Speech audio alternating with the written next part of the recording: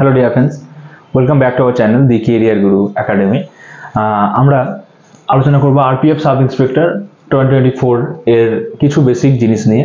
দেখো RPF sub inspector এবং RPF constable দুটোই ভ্যাকেন্সি আছে, মোটামুটি দুটোই সেমই আছে, কিছু জিনিস একটু ডিফারেন্স আছে, সেগুলো আমরা আলোচনা করে নেব।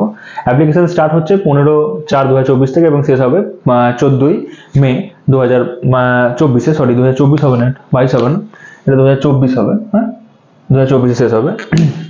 টোটাল নাম্বার অফ পোস্ট কি আছে? 452টা পোস্ট আছে। এজ তোমার কত হবে? 20 থেকে 28 বছরের মধ্যে হতে হবে, যেটা 1/7/2024 এর মধ্যে, যেন 28 এর মধ্যে থাকে। এবং তোমার ডেট অফ বার্থ 2/7/96 থেকে শুরু করে 1/7/2004 পর্যন্ত হতে হবে, এবং এটা সেমই থাকবে বাকি এসসি এসটি ওবিসিদের জন্য, কারণ তোমাদের ডেট অফ বার্থটা ক্যালকুলেট হবে এর মধ্যেই। হ্যাঁ, কনস্টেবল থেকে এটা একটু আলাদা আছে। ফিস কিন্তু কনস্টেবলের মতোই সেম, 500-250 এবং 400 টাকা রিফান্ডেবল, 250 টাকা রিফান্ডেবল যদি তুমি এক্সাম দিতে যাও তাহলে।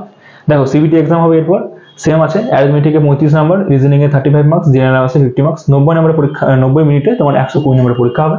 ফিজিক্যাল মেজারমেন্ট টেস্ট হবে, সেখানে 1600 মিটার 6 মিনিট 30 সেকেন্ডে, টাইমটা বেশি দেওয়া হয়েছে। 12 ফিটের লং জাম্প, লং জাম্প কমিয়ে দেওয়া হয়েছে, এবং এখানে লং জাম্প 3 ফিট 9 ইঞ্চে রাখা হয়েছে ছেলেদের জন্য। মেয়েদের জন্য 800 মিটার 4 মিনিটে, টাইম বাড়িয়ে বাড়ানো হয়েছে।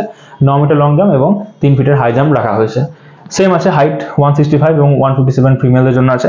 তারপর ডিবি হবে এবং মেডিকেল হবে। তাহলে খুব একটা ডিফারেন্স কিছু নেই। এখানে তোমার গ্র্যাজুয়েশন লাগবে অ্যাপ্লিকেশন করার জন্য, এবং কনস্টেবল অ্যাপ্লাই করার জন্য কি লাগবে? তোমার মাধ্যমিক পাস হলেই হবে। বাকি টিভিতে তোমার কি হবে? সমস্ত রকম যে ডকুমেন্টসগুলো তোমরা দিয়েছো জমা, সেগুলোকে কিন্তু সব ঠিকঠাক রাখতে হবে।